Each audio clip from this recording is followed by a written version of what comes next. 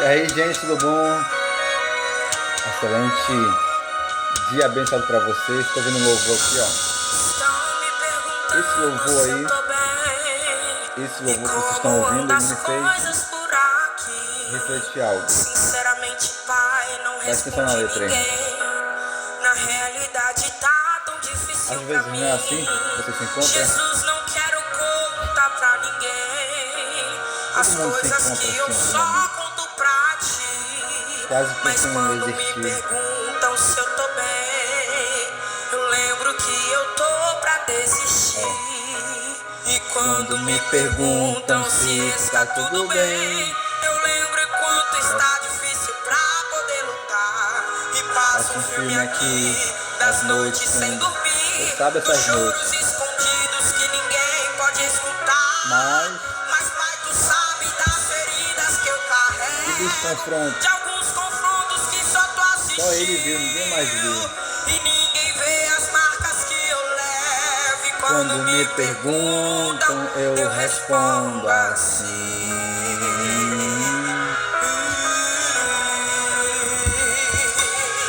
Eu tô bem, porque tem alguém que sempre fica aqui quando tudo só piora. Aumenta aqui. Quem me faz resistir? Eu tô bem, porque tem É ele, alguém que não vai me deixar. por ele, para ele são todas as Quando coisas. alguém me perguntar Se tá tudo bem, por mais que não está, contigo, eu sei que vai ficar. vai ficar, vai ficar, vai ficar. E quando Vai me repetir. perguntam se E está tá tudo bem, Então, por que eu decidi já começar esse vídeo aqui, ouvindo esse louvor com vocês aí? Porque esse louvor é um louvor que eu tava ouvindo agora há pouco. Esse é um louvor que ele me motivou a fazer esse vídeo aqui, porque eu estava meditando nessa letra. E assim, o louvor, ele é algo onde o louvor é muito importante. Eu tô falando de louvor como uma adoração, tô falando de música, assim, de canto, assim, de boca para fora, mas um louvor de coração é uma adoração. E eu não sei se você sabe, você que não é cristão, você que é cristão sabe, então você que lê Bíblia, conhece, isso aqui só é para edificar a sua fé. Mas para quem ainda não tem contato com isso, isso aqui é algo onde você vai conhecer a verdade. No Antigo Testamento, o louvor era usado com alguns propósitos, na verdade, com propósitos muito espirituais. Por exemplo, quando o rei Saul é um espírito mau se apossava da vida dele e o perturbava, ele mandava chamar o pequeno Davi lá para tocar harpa para ele, e aí ele se acalmava, aquele espírito se afastava. Então você já vê que o louvor, a adoração atrai coisas ruins, ou que atrai já, espanta coisas ruins, expulsa coisas ruins. Espírito mau, ele espanta.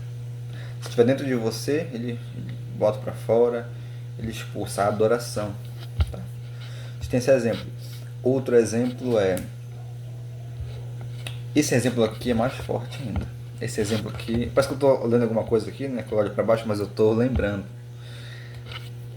Quando o rei Josafá vai para uma peleja e o Senhor diz para ele... O exército era 3 vezes maior que ele ia pelejar. Não tinha como vencer. Já pensou você lutar contra 3 pessoas? Assim no soco? Então você lutar com... Imagine você num grupo de 10 lutar contra 30, 40. É lógico que pela força do braço a minoria vai perder. Mas o número era 3 vezes maior, não tinha como vencer na força do braço. Então Deus diz para ele mandar os camaradas que tinham as espadas, que tinham as lanças, que tinham o arco, e ir para trás do grupo e mandar os arpistas à frente, os levitas, enfim, os adoradores. E Deus causou com isso, quando eles começavam a adorar, tocar louvor a Deus, tocar, adorar o Senhor causou confusão no meio dos inimigos, no meio do exército adversário. E eles começaram a se degladiar entre si. Deus causou confusão. Ninguém explica a Deus. Sabe, se você quer crer em Deus, você vai ter que entender que você não vai, tem coisa que você não vai entender. É isso aí que é o fenomenal, isso que é o fantástico da fé. É muita coisa que você não entende. Não tem como explicar. Tem coisas que é inexplicável. Deus causou confusão, simplesmente isso. Eles começaram a se degladiar e se autoderrotar entre eles próprios. O exército se dividiu. Aqui no Novo Testamento, Jesus disse que um reino dividido não subsistirá. Uma casa dividida não subsistirá. Isto é, não terá permanência, né? Será arruinado, será destruído. Então eles venceram aquela batalha. Saíram vitoriosos, porque o Senhor pelejou por eles. O que eu quero que você entenda aqui é que se você se tornar um adorador do Senhor, o Deus Todo-Poderoso, aqui não é qualquer Senhor, é o Senhor com S maiúsculo, aqui com letra maiúscula, tá? Senhor, Deus Todo-Poderoso, Deus de Abraão, Isaac e Jacó. Pai de nosso, nós que cremos, Pai de nosso Senhor e Salvador Jesus Cristo. Esse aqui para deixar bem claro, tá bom? É Ele quem faz esse tipo de coisa aí. É quando você adora Ele, muitas lutas Ele vence por você, Ele te dá livramentos. Posso falar isso aqui com propriedade. Ontem mesmo a minha família teve um livramento de um acidente de carro, onde eles aceitaram uma carona de um cliente lá do restaurante da minha sogra, que ofereceu uma carona para trazer eles em casa, mas no percurso, em uma descida aqui do lago da ladeira, o pneu do carro dele estourou. O pneu do carro estourou e o carro quase perde o controle, quase que o carro capota, mas graças a Deus que parou no meio fio. E quase que ele capota por assim, tem uma ponte e lá embaixo da ponte tem um córrego. E é alto. Altura, então foi um grande livramento de Deus. Isso aqui me motiva ainda mais a te contar esse testemunho aqui, para o nome do Senhor ser glorificado. Talvez uma adoração em algum momento que a gente fez, talvez o fato de a gente ter ido no culto à noite, talvez o fato de a gente já ter reconhecido nosso Senhor como nosso Senhor, Supremo de nossa vida, nosso Autor. Embora mesmo nós falhamos, mesmo nós pecamos todos os dias, mas a gente tem Ele como senhorio em nossas vidas. Por mais que nosso estilo de vida não seja 100% focado em servir a Deus, porque tem gente que diz que já é do Senhor, não sei o que, parará, que fala muito em Deus, no reino de Jesus, no Evangelho, na igreja, mas que não vive um estilo de vida. Porque para mim, só a igreja primitiva foi aquela igreja que serviu a Deus integralmente, tempo integral, que não se apegou a nenhuma posse, mas sim vendia suas propriedades, trazia os pés dos apóstolos, e ele repartiu entre todos, de forma que não havia falta, necessidade alguma entre eles, não havia igualdade ali. Mas hoje, como foi naquela época com Ananias e Safira, onde eles não deram a totalidade da venda de uma propriedade deles, já havia, e ao longo da história, só que hoje é mais difícil ainda, por conta das muitas distrações, você ter o foco 100% voltado ao reino. Mas você precisa confessar, crer de coração e confessar com a boca que Jesus Cristo é Senhor e Salvador de sua vida. Você precisa crer de coração, confessar com a boca. Isso é o mínimo para a salvação. É a fé.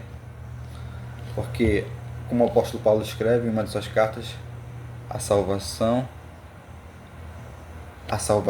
é pela graça, não é de graça. Pela graça, mediante a fé em Cristo Jesus. aquele que pagou, tá? Não está escrito lá, mas vai explicar para você. Aquele que pagou, que comprou a vida eterna para mim e para você com alto preço, em troca da sua vida. O seu sangue foi derramado na cruz do Calvário. Graças a Deus, ele ressuscitou ao terceiro dia, o túmulo não pode retê-lo, ele está vivo. Nem a morte, nem a vida, nem a profundidade, nem a altura podem nos separar do amor de Deus por estarmos unidos com Cristo Jesus, que venceu tudo. Tá bom? Então eu quero te incentivar a crer, te incentivar a ter fé, se tornar um adorador, que o Pai tanto procura em espírito e em verdade. Muita luta que você está querendo resolver aí, alguns problemas, com a força do braço. Você não vai conseguir com a sua inteligência, você não vai conseguir com seus conhecimentos que você tem, com seus contatos, com seu que fulano, não sei o que ciclano. Não, tá bom? Só Deus, muitas causas. E o milagre, ele é extraordinário. Ele é totalmente espiritual, é o agir de Deus, a intervenção divina é o milagre, a intervenção divina.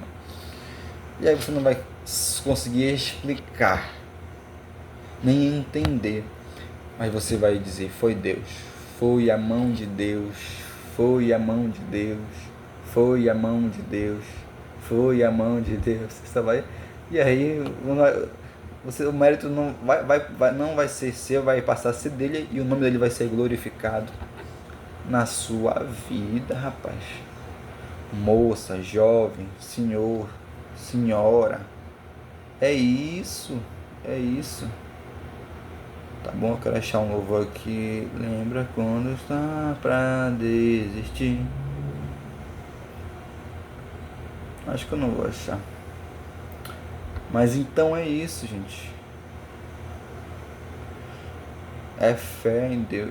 A sua fé não precisa ser uma fé assim, nossa, eu sou uma pessoa de muita fé, a ponto de fazer como Abraão, o pai da fé, que foi sacrificar ali o Isaac, o seu único filho que Deus o havia dado, o prometeu e o lhe deu já aos 100 anos de idade, e disse que através dele ele seria pai de multidões. Agora me diz, como que vai ser pai de multidão? Sacrificando o único filho. Isso foi fé.